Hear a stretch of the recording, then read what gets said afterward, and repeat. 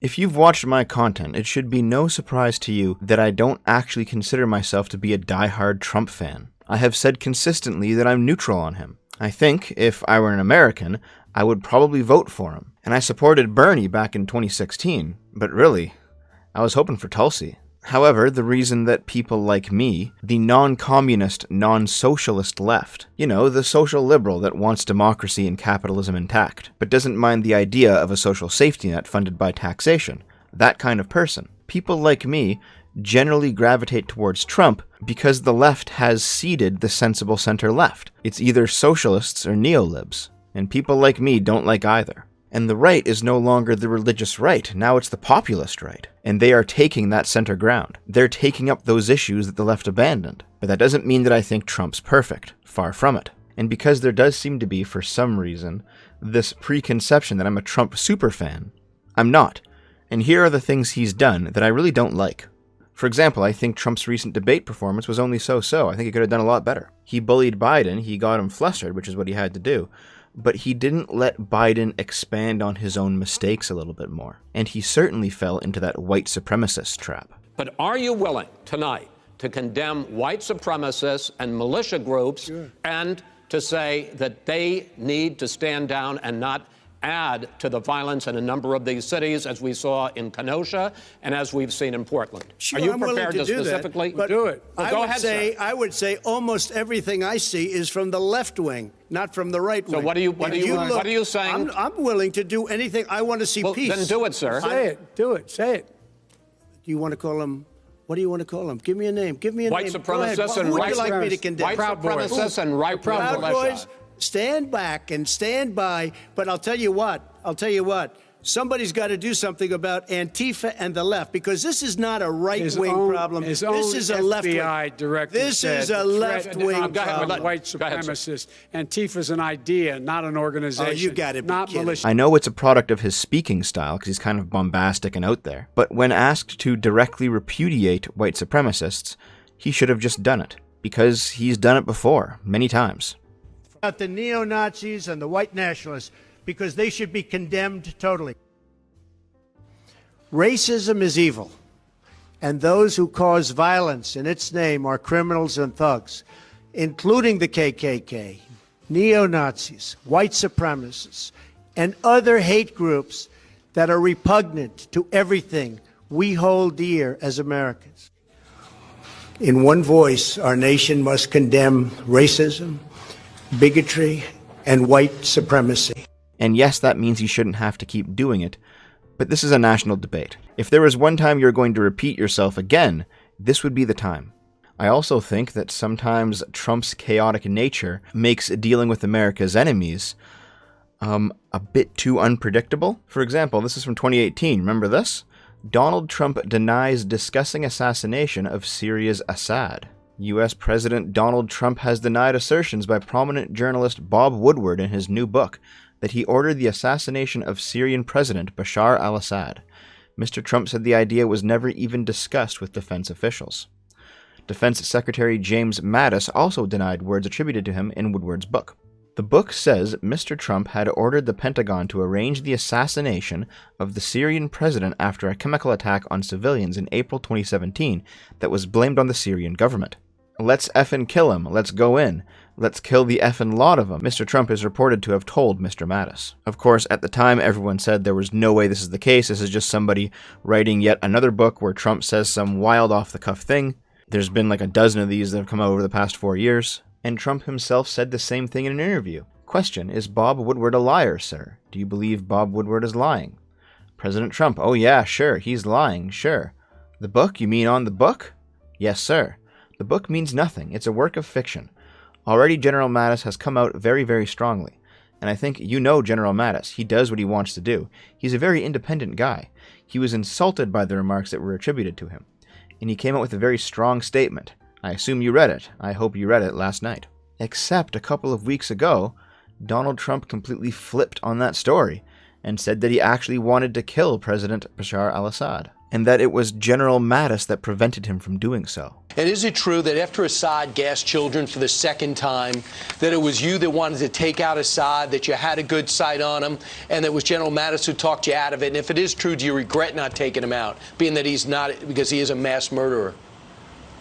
I would have rather taken him out. I had it all set. Mattis didn't want to do it. Mattis was a highly overrated general, and I let him go. He worked for Obama. He got fired by Obama also. And I thought that was maybe just a fluke, or maybe they had different views. And he wanted the job very badly. I gave him the job. I didn't like him. I fired him. And he was a terrible general. He was a bad leader. And he wasn't doing the job with ISIS. He was not doing the job in Syria or Iraq with respect to ISIS. I got rid of ISIS after he was gone. I did a great job on ISIS, 100% of the caliphate. Transgender could be defined out of existence under Trump administration. That headline's a bit hyperbolic, but I personally still do not want to see any rollback of trans rights or gay marriage or anything like that. The Trump administration is considering narrowly defining gender as a biological, immutable condition determined by genitalia at birth, the most drastic move yet in a government-wide effort to roll back recognition and protections of transgender people under federal civil rights law. Now, for even the most right-leaning of you, you have to understand, gender is not the same thing as biological sex. Gender is not the biological, immutable condition determined by genitalia at birth. That's sex. Gender is the social role.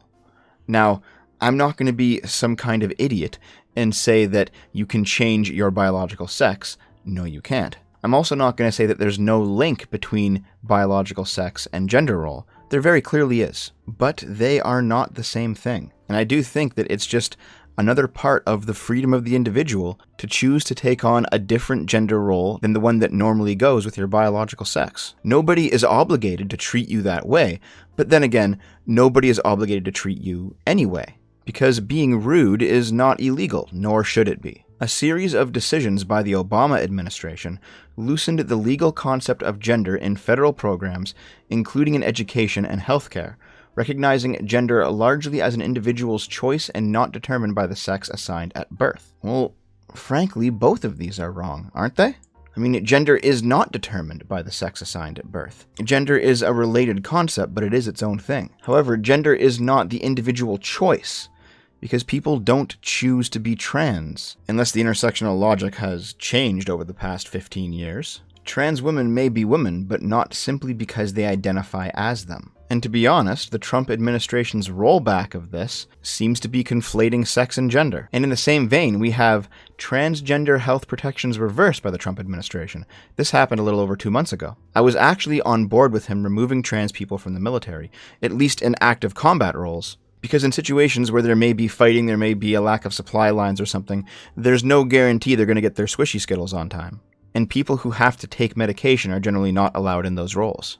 But for me, this is too far. The Trump administration on Friday finalized a rule that would remove non-discrimination protections for LGBTQ people when it comes to healthcare and health insurance. The new rule defines sex discrimination as only applying when someone faces discrimination for being female or male, and does not protect people from discrimination on the basis of sexual orientation or gender identity. Supporters of the new rule say that this is a necessary reversal of Obama-era executive overreach and will reduce confusion about the legal meaning of sex discrimination. Critics argue that the rule could further harm an already vulnerable group, transgender people, in the midst of a pandemic and the historic unrest spurred by the killing of George Floyd. I can't help but wonder if the timing of this rule is by design so that this is something people won't pay attention to. And here's what the rule does.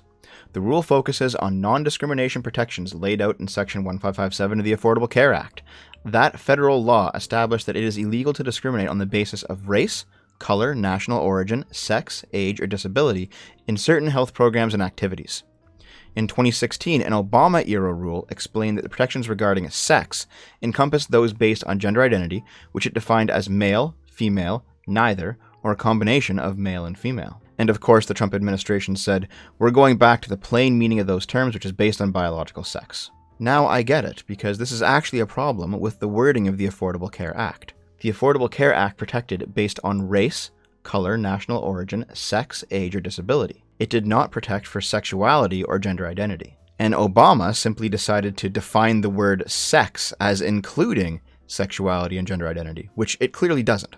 But the solution here does leave those people open to potential discrimination. And frankly, this rule reversal shouldn't have been done until Section 1557 of the Affordable Care Act was changed to actually include gender identity and sexuality.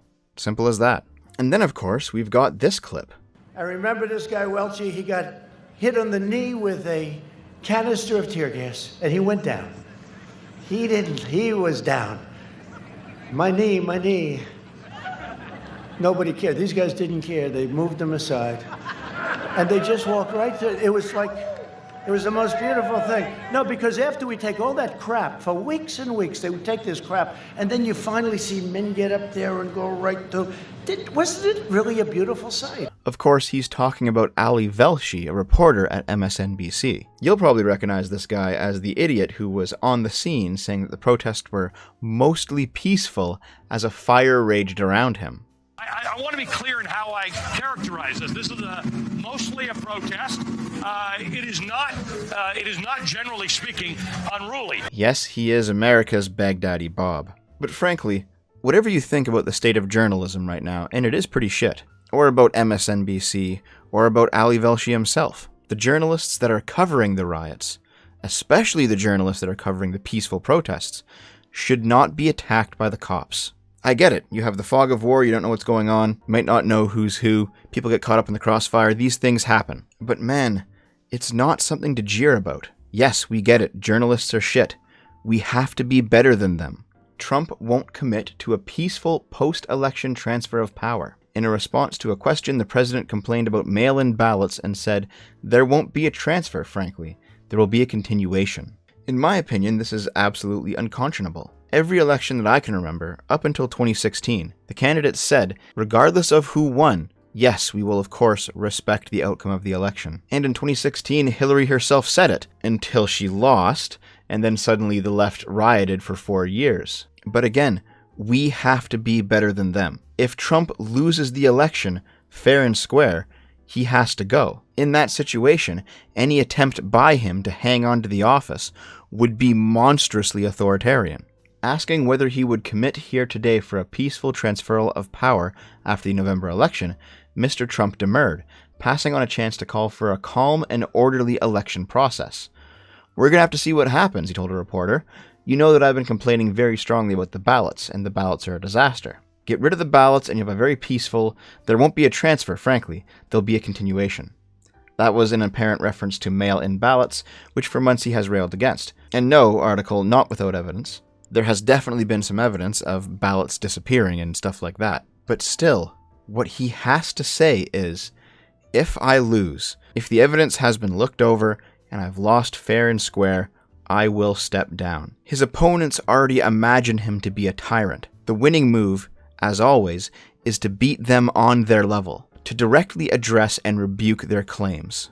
And just like with the debate question, his Trumpisms, I guess we'll call them, often do him more harm than good. And of course, probably most infamously, there was his clearing of Lafayette Square. From what I understand, Lafayette Square is kind of like Canada's Parliament Hill, or the UK's Speaker's Corner, where people show up and protest, and they protest all the time, and that is in fact the purpose of the location, is for people to have a public central place where they may protest whatever and whenever they like. Well, on June 1st, 2020, there was a peaceful protest in Lafayette Square. And yes, it was actually peaceful. Under the direction of Attorney General William Barr, hundreds of officers in riot gear cleared the square so that Trump could walk through it, go to St. John's Church, and pose for a photo op. Many journalists from NBC, from CNN, from ABC, from the Australian show Sunrise, as well as a lot of on-the-ground footage taken by protesters themselves, show that the protest was indeed peaceful